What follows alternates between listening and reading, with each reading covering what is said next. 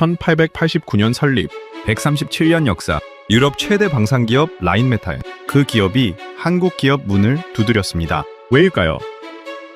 2026년 6월 15일, 파리 유로사토리 개막일. 조용한 서명 하나가 이뤄졌습니다. 고객에서 경쟁자로, 그리고 파트너로. 한국은 어떻게 해냈을까요? 지금부터 그 전말을 공개합니다. 안녕하세요. 저는 한스 바그너입니다. 라인메탈 방공사업부에서 일한 지 32해가 됐죠. 처음 이 회사에 발을 들였을 때 저는 26살짜리 엔지니어였습니다. 뒤셀도르프 본사복도를 처음 걸어 들어가던 날, 벽에 걸린 회사 연역 액자를 훑어봤어요. 1889년 창립, 독일 제국 시절 탄약 회사로 출발해서 2차례의 세계대전을 버텨냈고 냉전을 가로질러 지금 이 자리까지 왔다는 이야기. 그 액자 앞에서 저는 생각했습니다. 이 회사는 유럽의 역사 그 자체구나 하고요. 그 생각은 32해 동안 흔들린 적이 없었습니다. 적어도 2026년 6월 15일 전까지는. 파리, 노르 빌팽트 전시장. 아직 8시가 채 안 된 아침인데도 홀안은 벌써 사람들로 가득 찼습니다. 18만 5천 제곱미터, 2,600개 업체, 100개 나라에서 온 350개 조달 대표단. 역대 유로사토리 사상 최대 규모라고 했지만 저한테는 숫자보다 분위기가 더 강하게 와닿았죠. 예전에 유로사토리는 달랐습니다. 방산업계 사람들이 경련으로 파리에 모여 악수 나누고 카탈로그 교환하고 저녁에 와인 한잔하면서 인맥을 다지는 자리였죠. 우아하고 느긋한 비즈니스의 냄새가 났습니다. 그런데 이번 전시장 공기는 달랐어요. 어딘가 날이 서 있었고 급박했고 마치 전쟁 중인 나라들이 당장 다음 주 납품받을 무기를 사러 온 것 같은 긴장감이 바닥부터 올라왔습니다. 당연한 일이기도 했죠. 우크라이나 전쟁은 끝나지 않았고 드론 위협은 유럽 전선 가득 퍼져 있었습니다. 유럽연합은 8천억 유로 규모의 재무장 계획을 발표했고 각국 조달 담당자들은 더 이상 여유롭게 검토할 시간이 없었어요. 좋은 무기, 빠른 납기, 검증된 생산 능력, 그것만이 기준이었습니다. 저는 커피 한 잔을 손에 쥐고 라인메탈 부스 옆 통로에 잠시 멈춰섰습니다. 우리 부스는 항상 전시장 중심에 있었어요.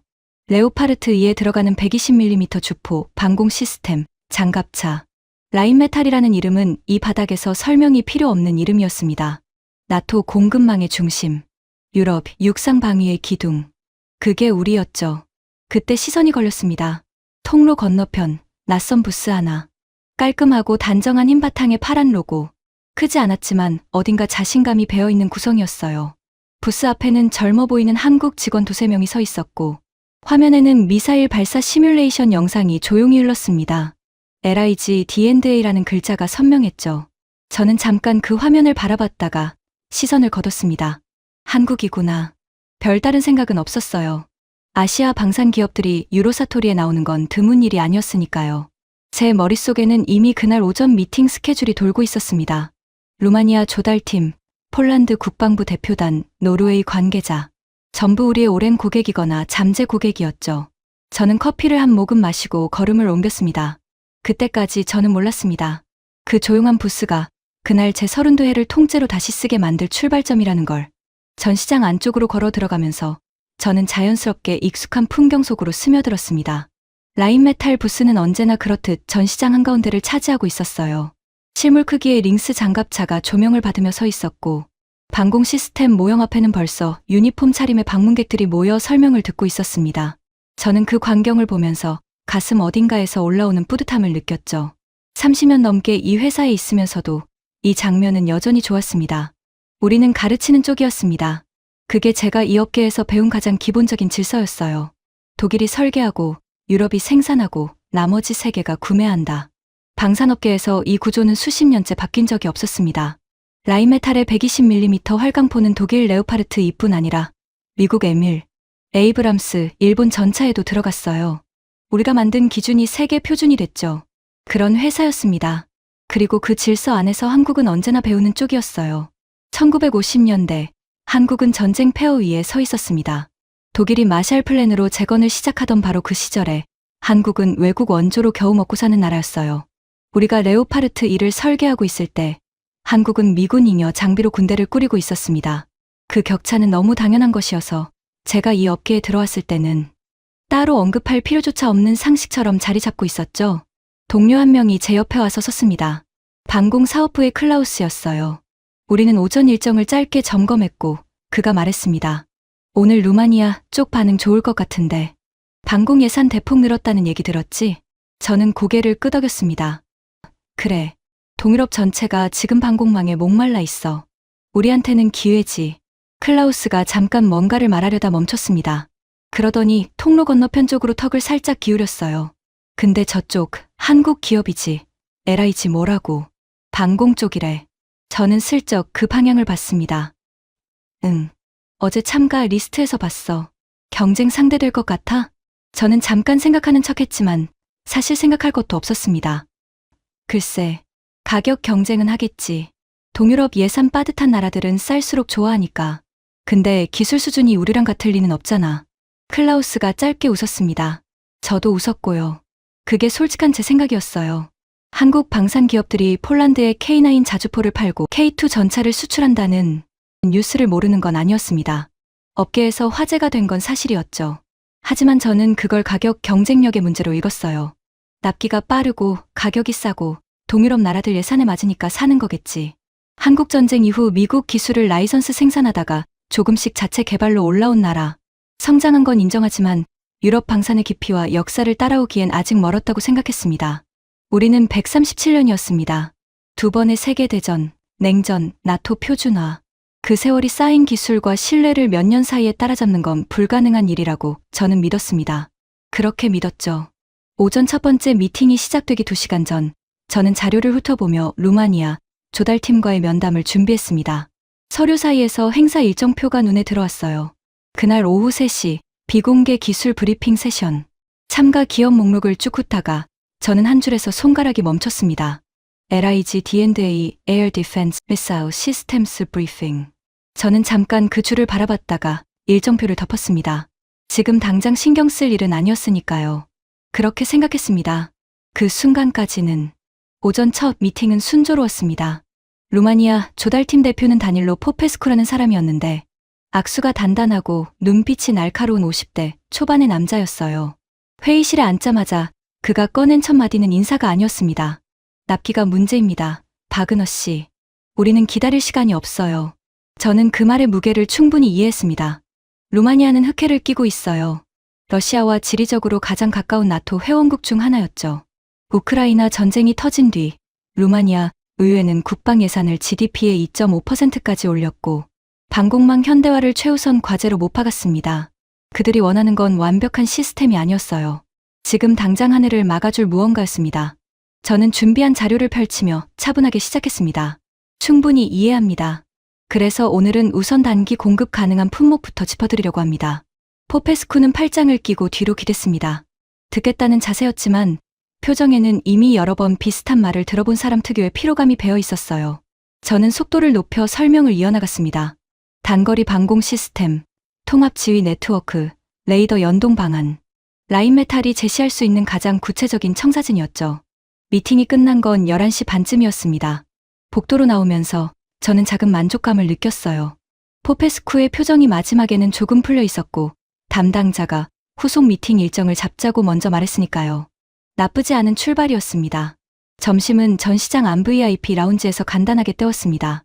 빵과 수프를 앞에 두고 저는 오후 일정을 머릿속으로 정리했어요. 폴란드 대표단 미팅이 14시, 그 다음은 노르웨이 측과의 비공식 면담. 빡빡한 하루였죠. 그런데 라운지 한쪽 테이블에서 낯익은 얼굴 둘이 눈에 들어왔습니다. 우리 쪽 분석팀의 패터와 전략기획 담당인 인계였어요. 두 사람은 뭔가를 노트북 화면으로 같이 들여다보고 있었는데 제가 다가가자 패터가 화면을 살짝 기울여 보여줬습니다. 방산 전문 매체 기사였습니다. 제목이 눈에 들어왔어요. 한국 방산 수출 2025년 유럽향 110억 달러 돌파. 저는 의자를 당겨 앉았습니다. 이거 언제 나온 기사야? 지난달입니다. 근데 저도 오늘 아침에 처음 봤어요. 패터가 말했습니다. 폴란드, 에스토니아, 노르웨이. 전부 한국 장비 계약 맺은 나라들인데 금액이 생각보다 훨씬 크더라고요. 인계가 스크롤을 내리며 덧붙였습니다. K9 자주포는 이미 11개 나라에 수출됐고요. 노르웨이도 올해 천무 다연장 계약 협의 중이라는 얘기가 나와요. 저는 화면을 바라보면서 조용히 기사를 읽었습니다. 숫자들이 눈앞에 나열됐어요. 에스토니아 천무 계약, 290만 유로 폴란드 K2 전차 최종, 인도, 핀란드와의 방산 협력 양해각서, 뭔가 이상한 느낌이 들었습니다. 불편하다기보다는 퍼즐 조각이 맞지 않는 것 같은 그 기분이었어요. 저는 냉정하게 정리했습니다. 가격 때문이다. 납기가 빠르기 때문이다. 동유럽 나라들 예산이 빠듯하기 때문이다. 그렇게 생각하면 설명이 됐어요. 우리가 신경 써야 할 수준이야? 제가 물었습니다. 페터가 잠깐 망설였습니다. 그 망설임이 조금 마음에 걸렸지만 그는 이내 어깨를 으쓱했어요. 아직은 아닌 것 같습니다. 단가 경쟁이 주요 요인이라는 분석이 많으니까요. 저는 고개를 끄덕이며 자리에서 일어났습니다. 오후 미팅 시간이 다가오고 있었어요. 라운지를 나서면서 저는 통로 끝에 보이는 한국 부스 쪽으로 자기도 모르게 눈길이 갔습니다. 화면에는 여전히 미사일 발사 영상이 돌고 있었어요. 조용했고 눈에 띄게 화려하지도 않았습니다. 그런데 그 부스 앞에 서 있는 사람들의 수가 아침보다 분명히 늘어 있었습니다. 저는 그냥 걸음을 옮겼습니다. 아직 제가 봐야 할 건 다른 곳에 있었으니까요. 폴란드 대표단 미팅은 오후 2시 정각에 시작됐습니다. 회의실 문을 열고 들어서는 순간 저는 분위기가 조금 다르다는 걸 느꼈어요. 폴란드 측 대표는 마리우스 코발스키 국방부 조달 담당 국장이었습니다. 60 가까운 나이에 군 출신 특유의 꼿꼿한 자세를 가진 사람이었는데 제가 악수를 건네자 표정이 묘하게 중립적이었어요. 반갑다는 건지 아닌지 읽히지 않는 얼굴이었습니다. 우리는 자리에 앉았고 저는 준비한 자료를 펼쳤습니다. 라인메탈의 방공 솔루션, 유럽 현지 생산 능력, 나토 통합 운용호 완성. 저는 자신 있었어요. 폴란드는 우리의 오랜 시장이었고 레오파르트 전차 부품 공급을 비롯해 오랫동안 관계를 쌓아온 나라였으니까요. 설명을 시작하자 코발스키는 조용히 듣고 있었습니다. 고개를 끄덕이지도 메모를 하지도 않았어요. 그냥 듣고 있었습니다. 저는 슬라이드를 넘기며 납기 일정 쪽으로 넘어갔습니다. 그때였어요. 코발스키가 처음으로 입을 열었습니다. 바그너 씨, 솔직하게 물어봐도 될까요? 저는 멈췄습니다. 뭔가 예상치 못한 방향으로 흐르는 느낌이 들었어요. 물론입니다. 그는 테이블 위에 두 손을 가지런히 얹으며 말했습니다. 천천히, 또렷하게. 우리가 2022년에 K2 전차를 주문했을 때 라인메탈 쪽에서는 레오파르트 공급을 검토해보겠다고 했죠. 기억하십니까? 기억했습니다. 우크라이나 전쟁 직후 폴란드가 긴급 전력 증강에 나섰을 때 이야기였어요. 폴란드는 한국에 K 전차와 K9 자주포를 대규모로 발주했고 당시 유럽 방산업계는 그걸 다소 의아하게 바라봤습니다. 기억합니다. 저는 차분하게 답했어요. 그때 우리가 왜 한국을 선택했는지 아십니까? 저는 알고 있었습니다. 납기였죠. 유럽 방산업체들이 몇 년씩 걸리는 납기를 제시할 때 한국은 빠른 생산과 공급을 약속했으니까요. 하지만 코발스키의 눈빛을 보면서 그 이유만이 아닐 수도 있다는 생각이 스쳤습니다. 납기 문제가 컸다고 알고 있습니다. 코발스키는 짧게 고개를 저었습니다. 납기도 있었습니다. 하지만 그게 전부가 아니었어요. 그는 잠깐 말을 고른 뒤 이어갔습니다. 우리가 K9 자주포 기술 자료를 받아서 검토했을 때 저희 기술팀이 처음 한 말이 뭔지 아십니까? 이게 정말 한국 독자 기술이냐고 물었습니다. 믿기가 어려웠던 거죠. 회의실 안이 조용해졌습니다. 저는 아무 말도 하지 않았어요. 코발스키는 거기서 멈추지 않았습니다. 이번에 방공 체계 쪽도 검토 중인데 솔직히 말씀드리면 한국 쪽 미사일 시스템도 후보에 올라와 있습니다. 천궁이라는 체계인데 성능 데이터를 보면 우리 기술팀이 똑같은 말을 하더군요. 저는 미간이 살짝 좁혀지는 걸 느꼈습니다. 표정은 최대한 유지했어요. 물론 최종 결정은 종합적인 검토를 거치겠지만 코발스키가 마지막으로 말했습니다. 오늘 이 자리가 그냥 형식적인 미팅이 되지 않으려면 라인메탈이 줄 수 있는 게 가격과 납기 외에 무엇인지를 좀 더 구체적으로 보여주셨으면 합니다. 미팅이 끝나고 회의실을 나왔을 때 복도가 유난히 시끄럽게 느껴졌습니다. 전시장 소음이 그대로인데 제 귀에는 뭔가 먹먹한 것이 끼어 있는 것 같았어요. 천궁. 그 이름이 머릿속에서 잘 지워지지 않았습니다. 저는 걸음을 멈추고 스마트폰을 꺼냈어요. 검색창에 그 이름을 입력했습니다. 화면에 뜨는 정보들을 훑어내리면서 저는 처음으로 뭔가 불편한 감각을 느꼈습니다. 막연한 불안 같은 것이 아니었어요. 내가 지금껏 제대로 보지 않은 게 있을 수도 있다는 그 낯선 가능성이었습니다. 그날 저녁, 저는 호텔 방으로 돌아와 노트북을 펼쳤습니다. 노르웨이 측 비공식 면담은 예상보다 일찍 끝났어요. 담당자가 다음 일정이 있다며 자리를 서둘러 뗐는데 헤어지면서 그가 한 말이 계속 귓가에 맴돌았습니다. 요즘 한국 쪽이 적극적으로 접촉해오고 있어서요. 한번 살펴보고 있습니다. 짧은 말이었지만 그 안에 담긴 뜻은 짧지 않았죠. 저는 검색을 시작했습니다. 처음에는 가볍게 훑어볼 생각이었어요. 천궁이 어떤 시스템인지, 어느 수준인지 대략 파악하면 충분하다고 생각했죠. 그런데 읽다 보니 멈출 수가 없었습니다. 천궁 2점 중거리 지대공 유도 미사일 체계. 한국 LIG D&A가 개발한 시스템으로 탄도 미사일과 순항, 미사일, 항공기를 동시 다층 요격할 수 있다고 했어요. 사거리와 고도 재원, 반응 속도, 숫자들을 보면서 저는 미간을 좁혔습니다. 기대했던 것보다 훨씬 구체적이고 훨씬 높은 수치였거든요. LSAM, 장거리 지대공 미사일. 한국형 패트리어트라는 표현이 기사에 나와 있었습니다. 저는 잠깐 화면에서 눈을 떼고 창밖을 바라봤습니다. 파리 밤거리의 불빛이 창에 번졌어요. 한국형 패트리어트. 그 표현이 좀 걸렸습니다. 그냥 마케팅 문구겠지 하는 생각이 먼저 들었어요. 방산업계에서 자국 무기를 미국 시스템에 빗대는 건 흔한 홍보 전략이니까요. 하지만 뒤에 이어지는 기술 재원을 읽으면서 그 생각은 조금씩 흔들렸습니다. 저는 일어나서 미니바에서 물을 꺼내 한 모금 마셨습니다. 그리고 다시 앉아 다른 방향으로 검색을 돌렸어요. 한국 방산 수출 역사. 1970년대 한국은 M16 소총을 라이선스 생산하는 나라였습니다.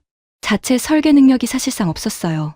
1980년대 들어 K1 전차를 개발했는데 그것도 미국 기술 지원을 받아 만든 것이었죠. 그 사실은 알고 있었습니다. 그런데 그 다음이 문제였어요. 2000년대 이후 한국은 독자 개발로 방향을 틀었습니다. K9 자주포, K2 전차, 천궁, KF-21 전투기 하나씩 짚어 올라가다 보니 수십 년 안에 라이선스, 생산국에서 독자 개발국으로 올라선 속도가 제 예상보다 훨씬 가팔랐어요. 저는 그걸 인정하기가 싫었습니다. 솔직히 말하면 그랬어요. 인정하고 싶지 않은 게 아니라 인정해야 하는 상황 자체가 불편했습니다. 32해 동안 제가 믿어온 질서, 유럽이 만들고 나머지가 사는 구조. 그게 흔들릴 수 있다는 가능성을 받아들이는 건 단순히 경쟁사 하나를 인정하는 것과는 다른 문제였거든요. 저는 노트북을 닫았다가 다시 열었습니다. 이번에는 유럽 항공망 현황을 검색했어요. 러시아 미사일 위협, 드론 공격 빈도, 나토 회원국별 방공 공백, 숫자들이 줄줄이 나왔습니다. 유럽의 방공 수요는 폭발적으로 늘고 있는데 유럽 방산업체들의 생산 속도는 그걸 따라가지 못하고 있었어요. 라인메탈도 예외가 아니었습니다. 수주는 넘치는데 납기는 밀리는 상황. 그 공백을 누군가 채우고 있었죠. 저는 다시 LIG D&A를 검색했습니다. 회사 연역을 읽다가 손이 멈췄어요. 미넨의 유럽 대표 사무소를 열었다는 항목이 있었습니다. 미넨.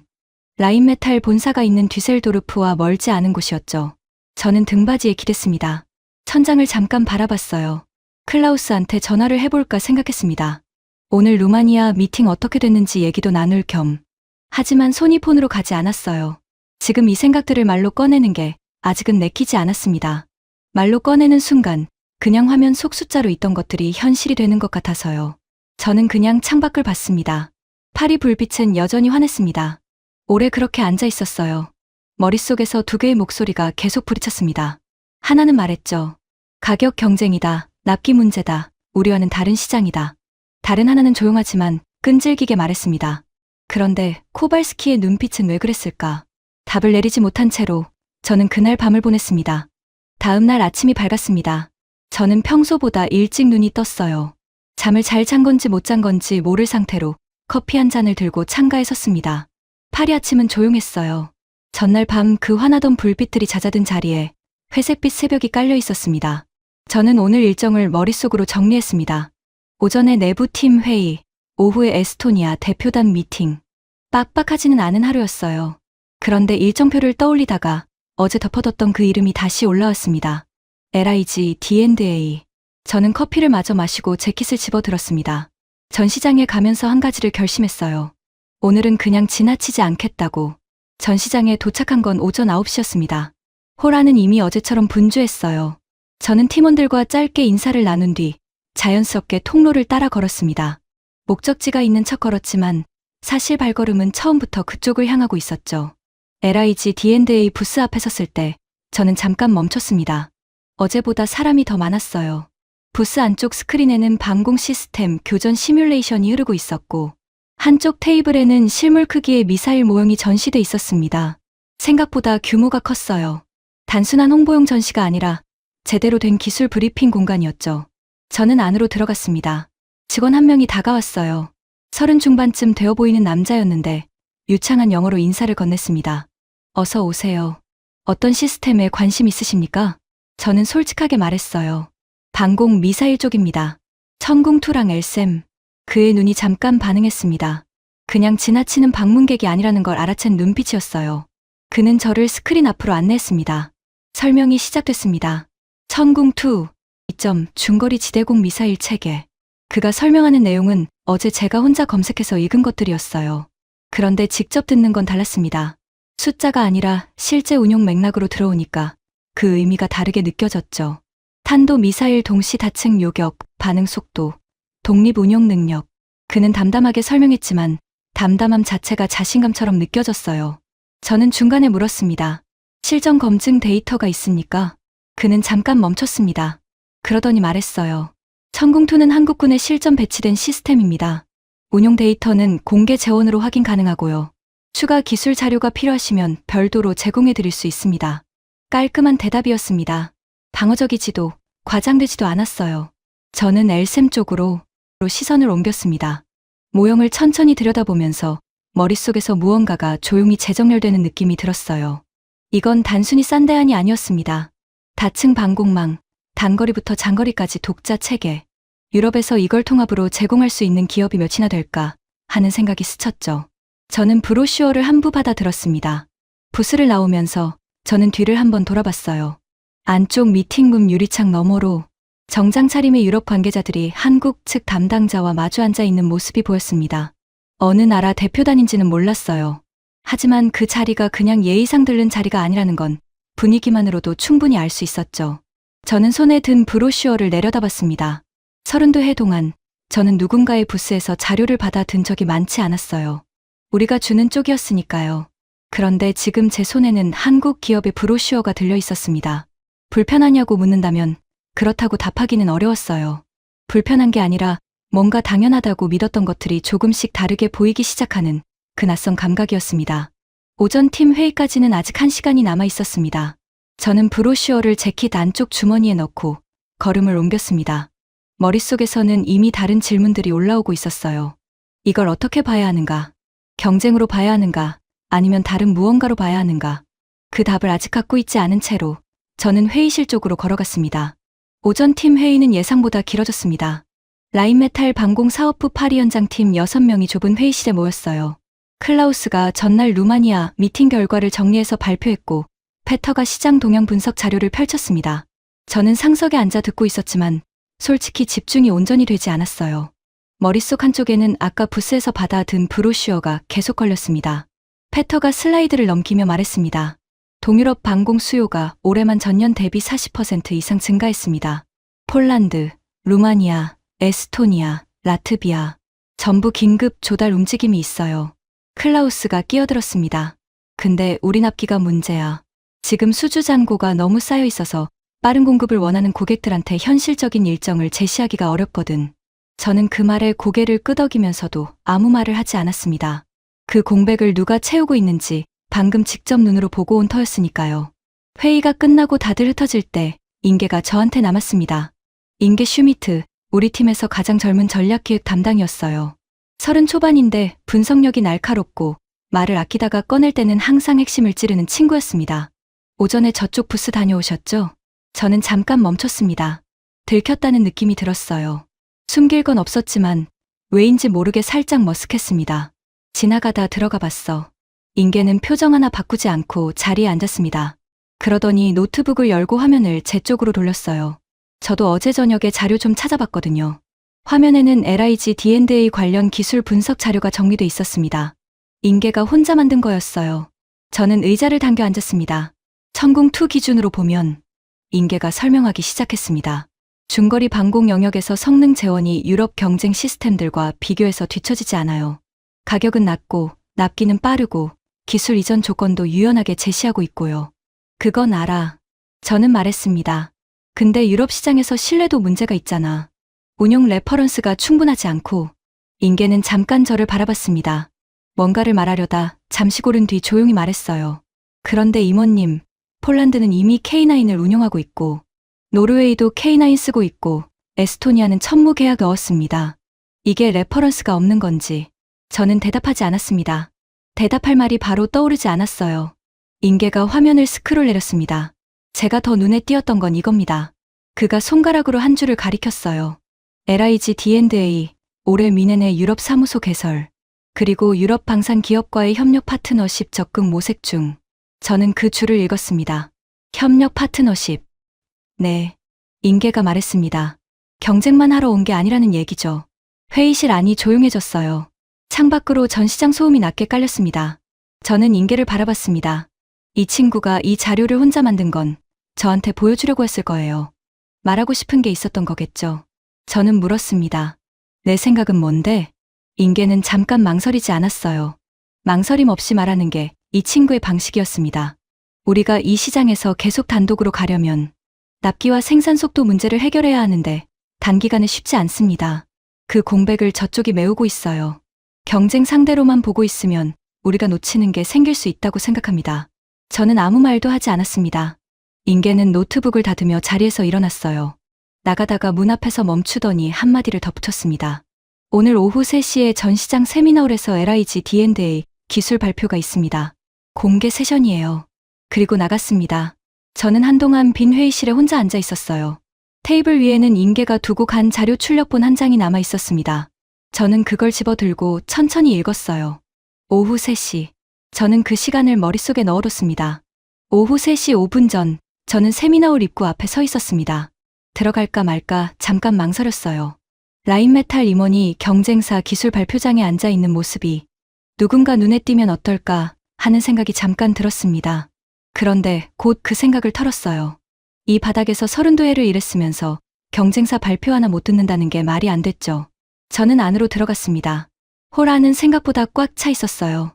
200석 남짓한 공간인데 빈자리가 거의 없었습니다. 군복 차림의 장교들, 정장 차림의 조달 담당자들, 방산 전문 기자들.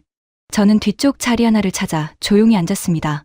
발표자는 LIG D&A의 글로벌 비즈니스 그룹 총괄이라고 소개됐어요. 이현수라는 이름이었습니다. 50대 초반으로 보이는 남자였는데 단상에 오르는 걸음걸이가 무게감이 있었어요. 서두르지 않았습니다. 그가 첫 슬라이드를 띄웠습니다. 다층 방공 체계, 단거리에서 장거리까지 단일 공급원에서. 저는 팔짱을 끼고 화면을 바라봤습니다. 발표가 시작됐어요. 이현수는 먼저 유럽의 방공 현황부터 짚었습니다. 러시아의 미사일 위협, 드론 포화 전술, 나토 회원국의 방공 공백 지도. 이건 저도 아는 내용이었죠. 그런데 그가 그걸 짚는 방식이 달랐어요. 유럽 기업들이 보통 자사 제품을 먼저 내세우는 것과 반대로 그는 고객의 문제를 먼저 정확하게 짚었습니다. 어디가 비어 있는지, 무엇이 부족한지, 그리고 나서 천천히 자신들이 그 공백을 어떻게 채울 수 있는지를 펼쳤어요. 천공투 슬라이드가 나왔습니다. 재원 데이터가 화면을 채웠어요. 저는 어젯밤에 혼자 찾아봤던 숫자들을 다시 마주쳤는데 발표 맥락 안에서 보니 무게가 달랐습니다. 특히 다중 표적 동시 교전 능력 항목에서 홀 안의 분위기가 살짝 달라지는 게 느껴졌어요.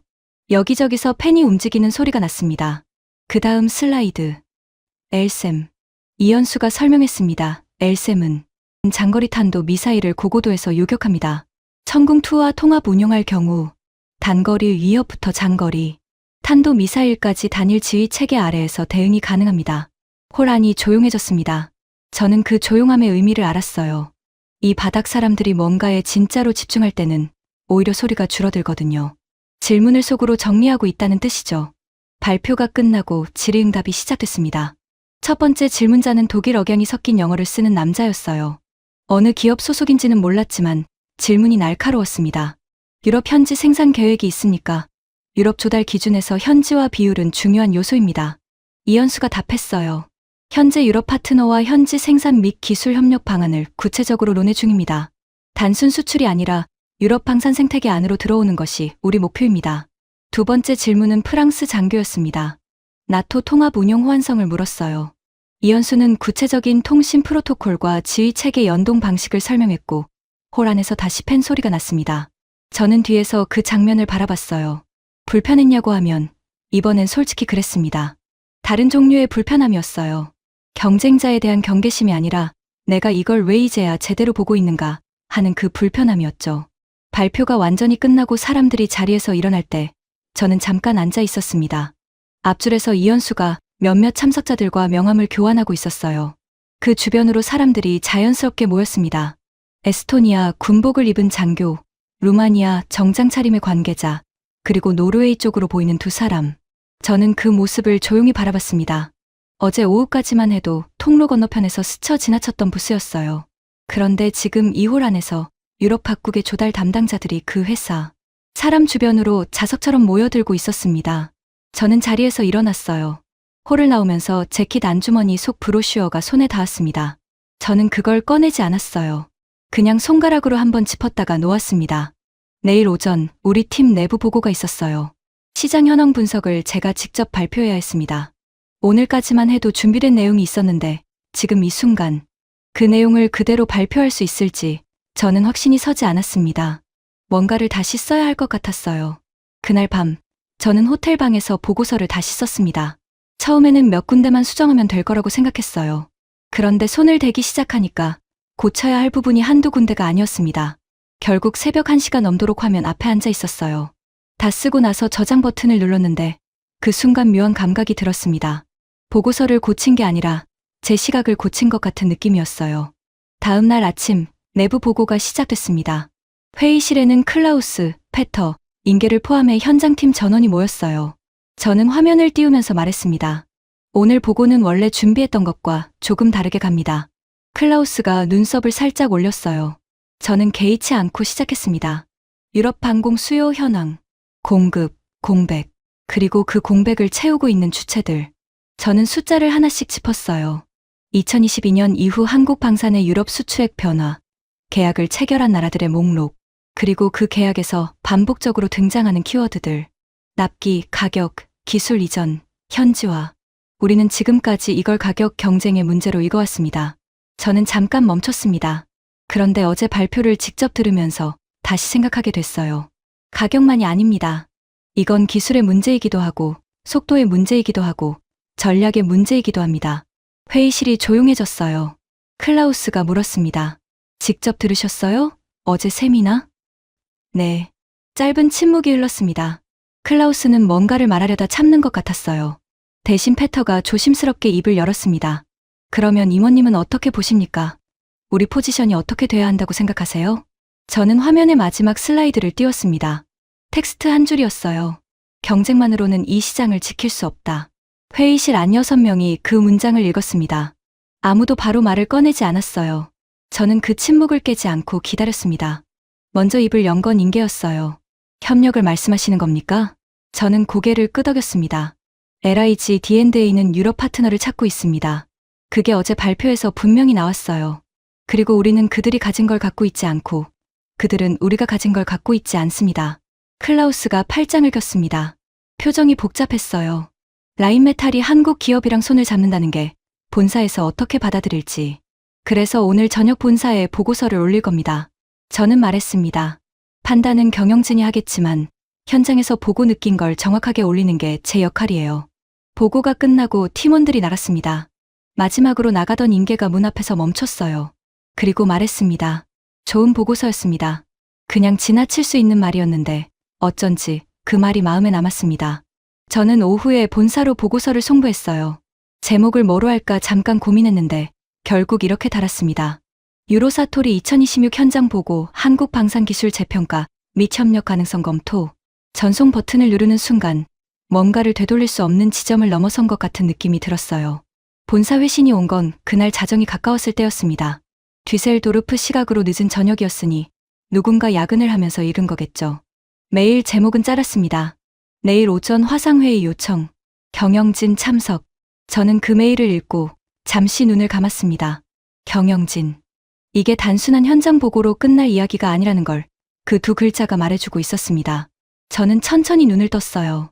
창밖 파리 하늘은 그날도 맑았는데 내일 아침이 어떻게 펼쳐질지 가슴 한켠이 묵직하게 조여드는 느낌이 가시지 않았습니다. 화상회의는 다음 날 오전 9시에 시작됐습니다.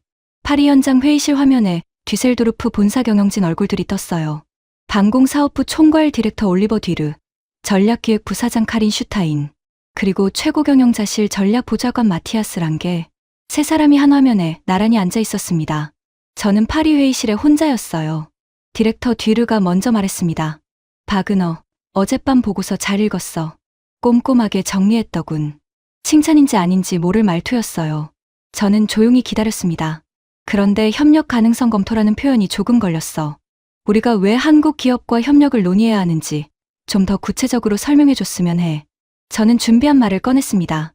유럽 항공 수요가 폭발적으로 늘고 있는데 우리 생산 속도가 그걸 따라가지 못하고 있습니다. 그 공백을 LIG D&A가 채우고 있어요. 중거리, 장거리 방공 미사일 체계에서 성능 재원이 유럽 경쟁 시스템과 비교해서 뒤처지지 않고 납기는 더 빠르고 가격은 더 낮습니다. 이미 폴란드, 에스토니아, 노르웨이가 한국 장비 계약을 넣었거나 협의 중입니다. 우리 고객들이죠. 뒤르는 표정을 바꾸지 않았어요. 그건 알고 있어. 근데 바그너, 우리가 그 시장에서 경쟁력이 없다는 얘기야? 경쟁력이 없다는 게 아닙니다. 저는 또렷하게 말했어요. 단기 납기 대응 능력에서 한계가 있다는 거죠. 그 한계를 보완할 방법을 찾아야 한다는 겁니다. 이번엔 부사장 슈타인이 끼어들었습니다. 카린 슈타인은 제가 아는 사람 중에서 가장 냉철한 분석가였어요. 감정이 잘 드러나지 않는 얼굴이었는데 지금 그 표정이 약간 굳어 있었습니다. 바그너 씨, 솔직하게 물어볼게요. 어제 세미나 직접 들으셨다고 했는데 혹시 현장에서 감정적으로 판단하신 건 아닌가요? 전시장 분위기에 영향을 받은 거라면 그건 보고서의 근거로 삼기 어렵습니다. 저는 그 말이 날카롭게 들어왔습니다. 틀린 말이 아닐 수도 있었거든요. 그래서 더 냉정하게 답해야 했어요. 슈타인 부사장님, 저는 32해 동안 이 업계에 있었습니다. 전시장 분위기에 흔들릴 나이는 지났어요. 제가 보고서에 쓴 건 전부 수치와 계약 사실입니다. 감정이 아니라 데이터입니다. 짧은 침묵이 흘렀어요. 랑게가 처음으로 입을 열었습니다. 그는 말수가 적은 사람이었는데 말할 때는 항상 핵심만 짚었어요. 협력 형태가 어떻게 될 거라고 보는 거야? 합작법인인지, 기술 제휴인지. 저는 그 질문이 반가웠습니다. 적어도 협력 자체를 무조건 거부하는 반응은 아니었으니까요. 구체적인 형태는 협상을 시작해봐야 알겠지만 LIG D&A가 미사일 체계를 가져오고 우리가 레이더, 발사대, 통합지휘 체계를 더하면 단일 공급원에서 다층 방공 솔루션을 제공할 수 있습니다. 유럽 시장에서 그게 갖는 의미는 작지 않아요. 뒤르가 다시 말했습니다. 바그너, 나는 협력 자체를 반대하는 게 아니야. 근데 우리가 137년 동안 쌓아온 브랜드가 있어. 라인메탈이 한국 미사일을 팔러 다닌다는 이미지가 업계에 어떻게 읽힐지 그게 걱정이야. 저는 그 말의 무게를 이해했어요. 완전히 틀린 걱정도 아니었습니다. 이미지를 걱정하는 건 당연합니다. 저는 말했어요. 근데 디렉터님, 지금 파리 전시장에서 우리 고객들이 한국 부스 앞에 줄을 서고 있습니다. 이미지보다 시장이 먼저 움직이고 있어요. 화면 속 세 사람이 잠깐 서로를 봤습니다. 그 눈빛 교환 안에 어떤 대화가 담겨 있는지 저는 읽을 수 없었어요. 뒤르가 결론을 내렸습니다. 일단 현장에서 비공식 협촉을 해봐. 우리가 공식 협의를 시작하겠다는 게 아니라 어떤 조건과 방향이 가능한지 탐색 수준으로 그 결과를 보고서로 올려줘. 저는 고개를 끄덕였습니다. 알겠습니다. 화면이 꺼졌습니다. 저는 회의실에 혼자 남았어요. 비공식 접촉, 탐색 수준. 경영진의 언어는 항상 이렇게 조심스러웠죠. 하지만 그 조심스러운 언어 뒤에 가능성의 문이 열려 있다는 걸 저는 알았습니다. 문제는 그 문을 어떻게 두드리느냐였어요. 저는 재킷 안주머니에서 브로슈어를 꺼냈습니다. 이틀 동안 품고 다닌 그 종이를 펼치고 맨 뒤 페이지를 찾았어요. 연락처가 있었습니다. 이현수, 글로벌 비즈니스 그룹 총괄. 저는 그 이름을 한참 바라봤습니다. 그리고 천천히 폰을 들었어요. 이현수와의 만남은 그날 오후 늦게 이뤄졌습니다. 전시장 안카페 한쪽 구석 테이블이었어요. 비공식 자리였으니까 회의실보다는 이런 데가 맞았습니다. 제가 먼저 와서 앉아 있었는데 그가 정각에 들어오는 걸 보면서 첫인상이 정리됐어요. 늦지도 않고 서두르지도 않았습니다. 그 걸음걸이가 어제 단상에서 봤던 것과 똑같았어요. 그는 자리에 앉으며 악수를 건넸습니다. 라인메탈에서 연락이 올 거라고는 생각 못했습니다. 솔직한 말이었어요. 저는 그 솔직함이 마음에 들었습니다. 저도 이틀 전까지는 이 자리를 상상 못했습니다. 저는 웃으며 답했어요. 커피가 나왔습니다. 우리는 잠깐 전시장 분위기 얘기를 나눴어요. 어색함을 걷어내는 시간이었죠. 그리고 자연스럽게 본론으로 들어갔습니다. 제가 먼저 꺼냈어요. 어제 발표 들었습니다.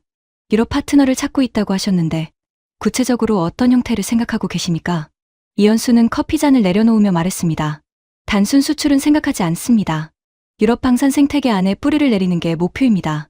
현지 생산, 기술 협력, 공동 마케팅.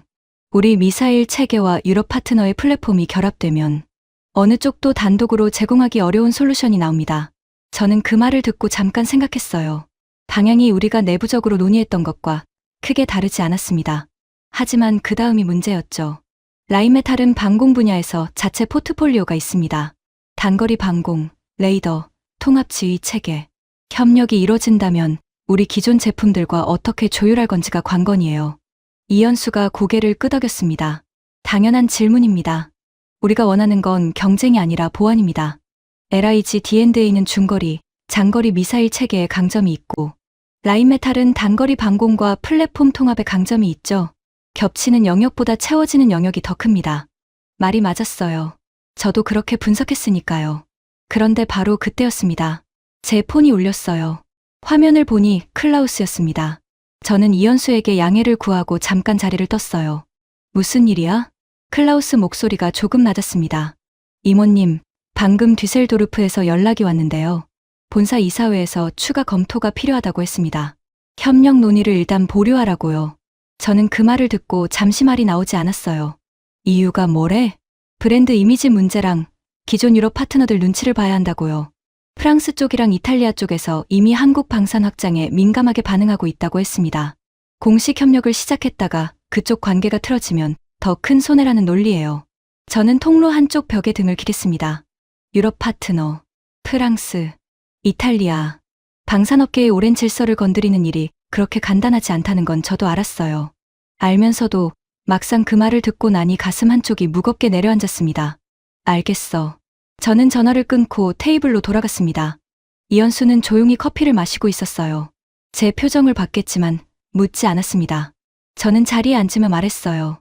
솔직하게 말씀드려야 할 것 같습니다. 본사에서 추가 검토가 필요하다는 입장이 왔어요. 오늘 제가 드릴 수 있는 이야기의 범위가 좁아졌습니다. 이현수는 표정 하나 바꾸지 않았어요. 놀란 기색도 실망한 기색도 없었습니다. 그냥 고개를 한번 끄덕였어요. 이해합니다.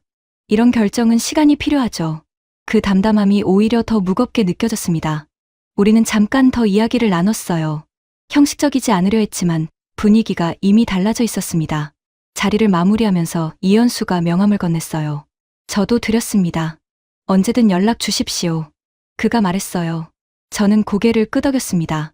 그가 자리에서 일어나 돌아가는 뒷모습을 보면서 저는 한동안 그 자리에 앉아 있었어요. 커피는 이미 식어 있었습니다. 본사의 논리가 틀렸다고 할 수 없었어요. 유럽 방산 질서 안에서 라인메탈이 움직이는 방식에는 오랜 이해관계가 얽혀 있었고 그걸 한 번에 전시회에서 바꾸는 건 무리였습니다. 머리로는 알았어요. 그런데 가슴은 달랐습니다.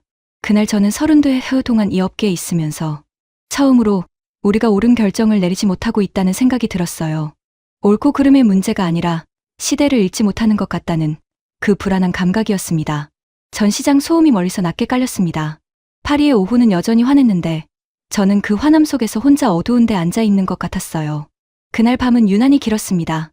호텔 방으로 돌아온 건 저녁 7시가 조금 넘어서였어요. 샤워를 하고 나서 침대에 앉았는데 뭔가를 해야 한다는 생각과 아무것도 하고 싶지 않다는 생각이 동시에 들었습니다.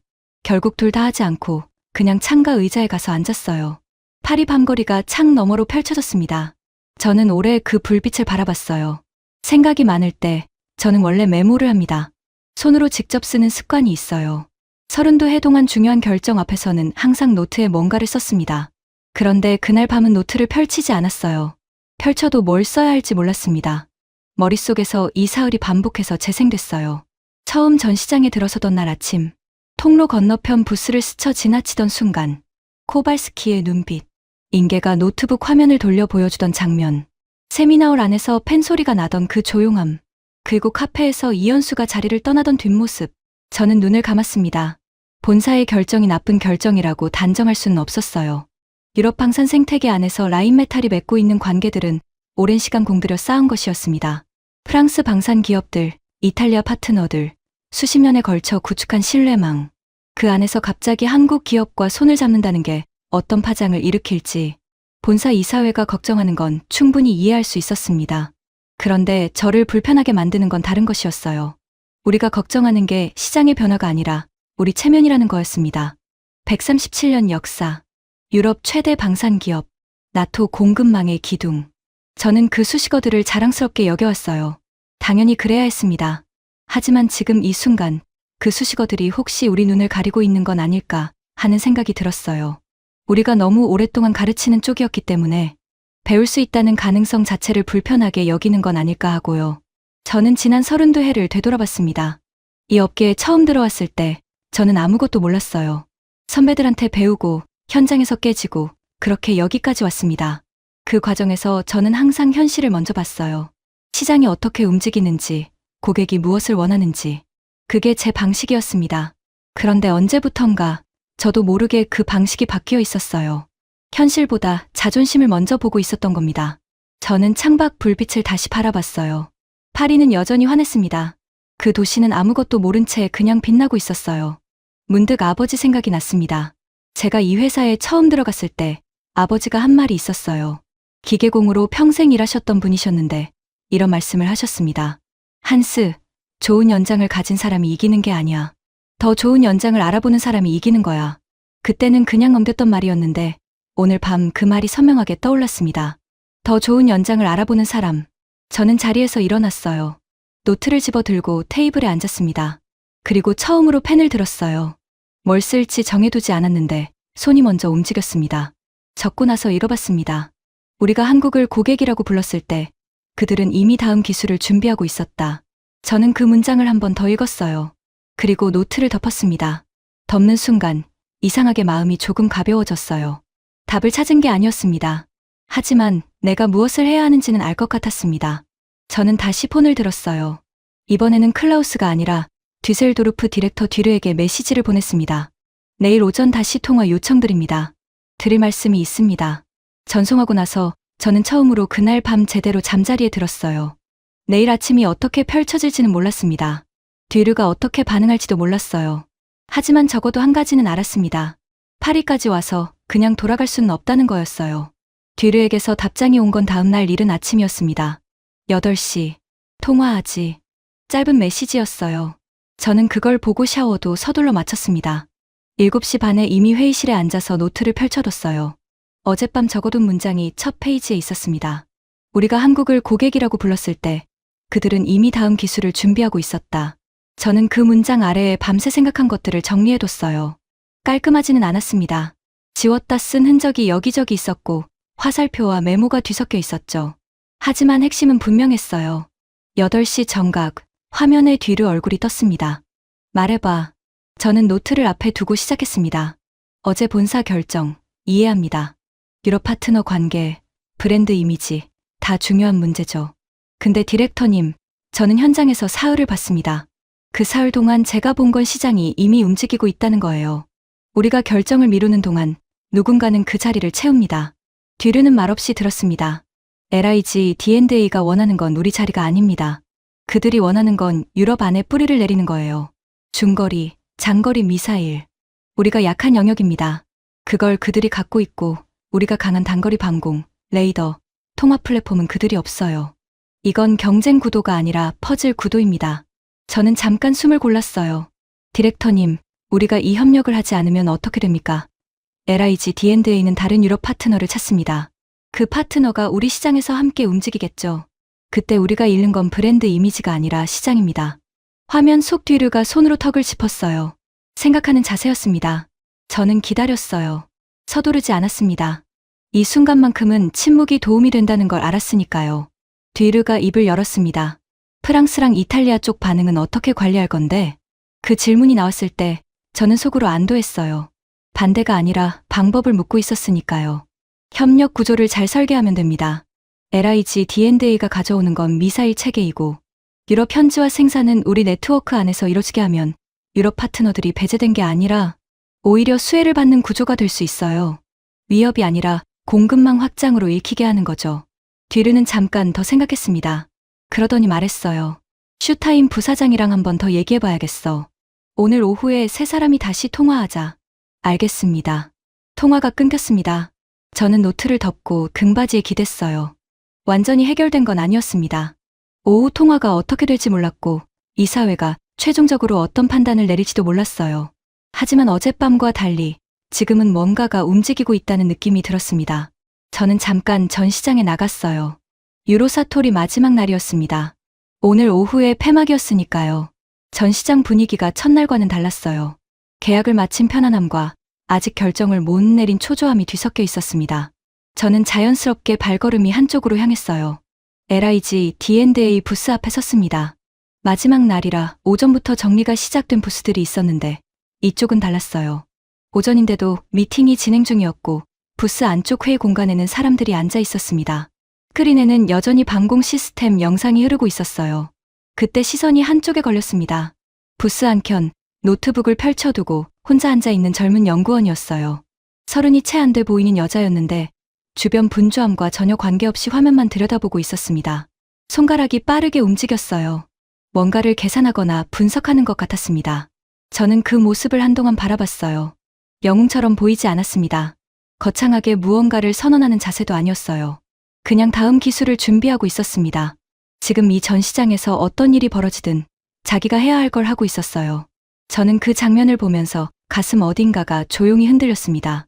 이 사람들이 한국전쟁 폐허 위에서 시작했다는 게 사실이라면 지금 이 자리까지 오는데 얼마나 오랜 시간이 걸렸을까?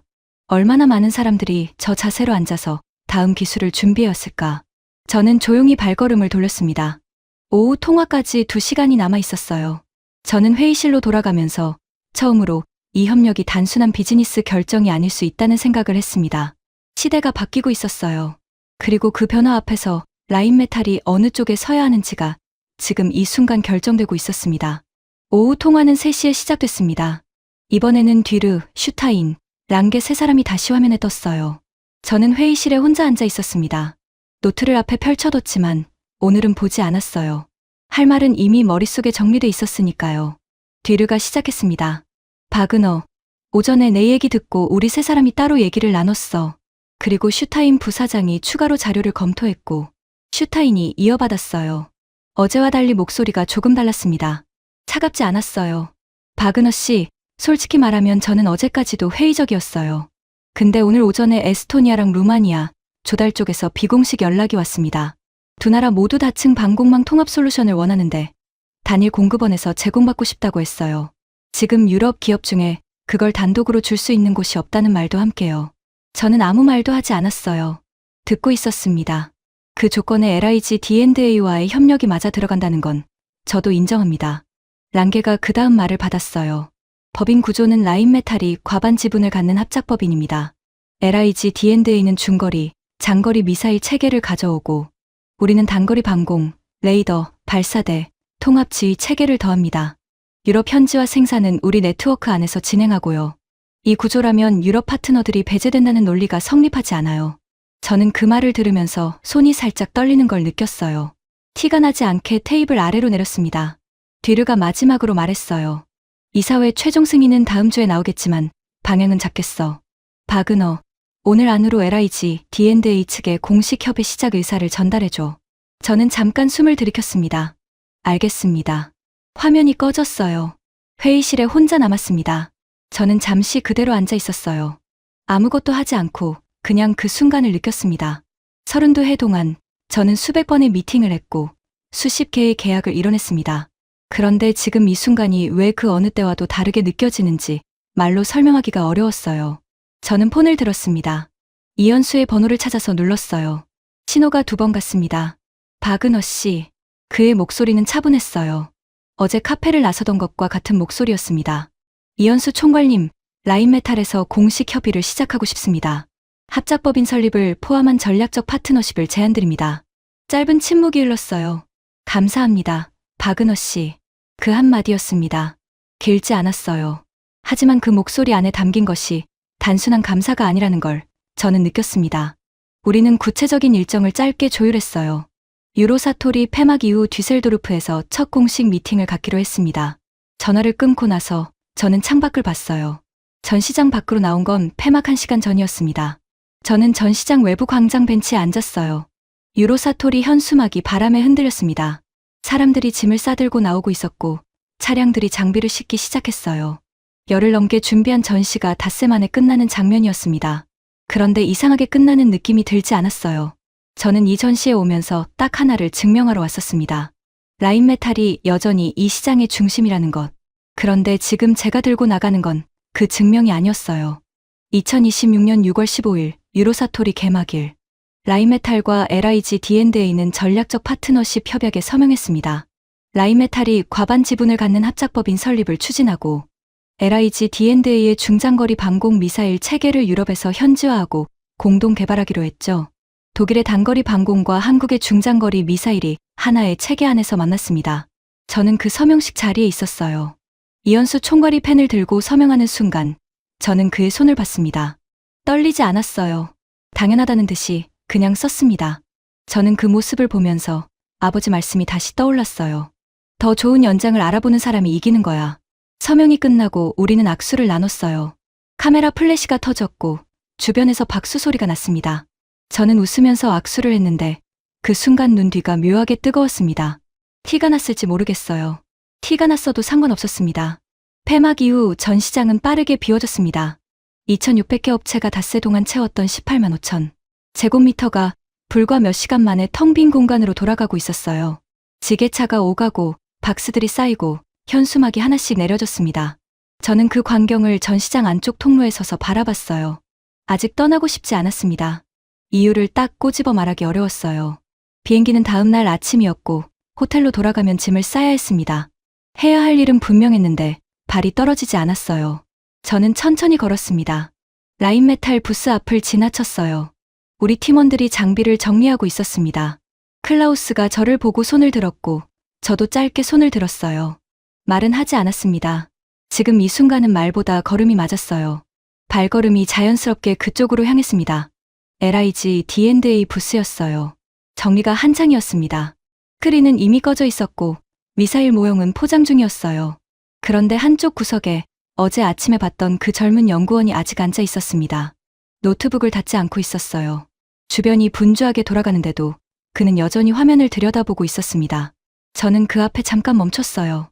무슨 기술을 들여다보고 있는지 몰랐습니다. 다음 프로젝트인지 데이터 분석인지. 그런데 그게 중요하지 않았어요. 전시가 끝났는데 이 사람은 이미 다음을 보고 있었습니다. 저는 조용히 발걸음을 돌렸어요. 전시장 출구 쪽으로 걸어가면서 저는 이 사흘을 천천히 정리했습니다. 월요일 아침 저는 통로 건너편 부스를 스쳐 지나쳤습니다. 별 생각 없이 한국이구나 하고 넘겼어요. 우리는 항상 가르치는 쪽이었고 한국은 배우는 나라였습니다. 적어도 저는 그렇게 믿었어요. 32해 동안 한 번도 그 믿음을 의심해 본 적이 없었습니다. 그런데 코발스키의 눈빛이 걸렸고 인계의 자료가 마음에 남았고 세미나홀에서 펜 소리가 났고 카페에서 이현수의 담담한 얼굴을 봤어요. 그리고 오늘 서명이 이뤄졌습니다. 출구 앞에서 저는 잠깐 멈췄습니다. 유로사토리 현수막 마지막 하나가 바람에 흔들리고 있었어요. 저는 그걸 올려다보다가 하늘을 봤습니다. 파리 6월 하늘이 맑았어요. 머릿속에서 말이 정리됐습니다. 누군가에게 하는 말이 아니었어요. 그냥 32회를 살아온 제 자신에게 하는 말이었습니다. 우리는 한국을 고객이라 불렀습니다. 어느 날 경쟁자가 됐어요. 그리고 오늘 파트너가 됐습니다. 우리가 팔려고 했던 건 무기였습니다. 그들이 만든 건 기술이었어요. 그 차이가 언제부터 시작됐는지 저는 정확히 모릅니다. 하지만 우리가 그 차이를 알아보는데 너무 오랜 시간이 걸렸다는 건 압니다. 늦었지만 알아봤습니다. 저는 전시장 밖으로 걸어 나왔어요. 파리 오후 햇살이 쏟아졌습니다. 택시들이 줄지어 서 있었고 각국에서 온 사람들이 짐을 끌며 흩어지고 있었어요. 저마다 다른 나라로, 다른 회의실로 돌아가는 사람들이었습니다. 저도 내일이면 뒤셀도르프로 돌아갑니다. 돌아가면 해야 할 일들이 기다리고 있어요. 합작법인 구조 설계, 법무팀 검토, 이사회 최종 보고. 쉽지 않은 과정이 앞에 놓여 있었습니다. 유럽 파트너들을 설득해야 하고, 브랜드 포지셔닝을 다시 정리해야 하고, 조직 안에서 이 변화를 어떻게 흡수할지도 고민해야 했어요. 그런데 무겁지 않았습니다. 이상하게도 오히려 오랜만에 어깨가 가벼운 느낌이 들었어요. 뭔가를 잃은 게 아니라 오래 외면했던 현실을 드디어 제대로 본 것 같은 그 홀가분함이었습니다. 저는 택시 한 대를 잡아탔어요. 차가 출발하면서 전시장이 멀어졌습니다. 100m 안에서 노르 빌팽트 건물이 작아졌어요. 저는 그 건물을 끝까지 바라봤습니다. 저 안에 여전히 그 젊은 연구원이 노트북을 펼쳐두고 앉아 있을 것 같았어요. 전시가 끝났는데도 이미 다음을 보고 있는 사람. 저는 창밖으로 시선을 돌렸습니다. 파리가 뒤로 흘러갔어요. 뒤셀도르프에 돌아가면 저도 다음을 봐야 했습니다. 이제 그게 무엇인지 처음으로 분명하게 알 것 같았습니다. 지금까지 독일 라인메탈 임원 한스 바그너의 이야기를 들어주셨습니다. 이 콘텐츠는 인공지능의 도움을 받아 제작된 뉴스피션입니다. 실제 사건을 바탕으로 하되 극적 전달을 위해 가상의 인물과 장면이 함께 구성되어 있습니다. 한스 바그너를 비롯한 등장인물 전원은 실존 인물이 아닙니다. 모든 대화, 회의 장면, 면담 내용은 극적 구성을 위해 창작된 허구입니다. 라인메탈과 LIG D&A의 전략적 파트너십 협약은 실제로 2026년 6월 15일 유로사토리 개막일에 서명됐습니다. 라인메탈이 과반 지분을 갖는 합작법인 설립을 추진하며 LIG D&A의 중장거리 방공 미사일 체계를 유럽에서 현지화하고 공동 개발하기로 합의했습니다. 유로사토리 2026은 2026년 6월 15일부터 19일까지 파리에서 개최된 역대 최대 규모의 방산 전시회입니다. 한국의 유럽향 방산 수출은 2022년 이후 급격히 증가했으며 폴란드, 에스토니아, 노르웨이 등 다수의 나토 회원국이 한국 방산 장비를 도입했거나 협의 중입니다. 전쟁 폐허에서 시작한 나라가 유럽 최대 방산 기업의 파트너가 됐습니다. 그 변화는 어느 날 갑자기 일어난 게 아닙니다. 이름 없이 다음 기술을 준비해온 사람들이 만들어낸 결과입니다. 이 콘텐츠는 기업 내부의 실제 협상 내용을 사실로 전달하려는 의도가 없으며 등장인물의 발언과 감정은 실제 인물의 입장을 대변하지 않습니다. 지금 이 순간에도 이름 없이 다음 기술을 준비하는 사람들이 있습니다. 이 영상이 그 마음을 조금이라도 전할 수 있었다면 충분합니다. 해외 감동 대한민국은 사실과 픽션을 명확히 구분하며 세계 속 대한민국의 이야기를 전하는 채널입니다. 구독과 좋아요 부탁드립니다. 감사합니다.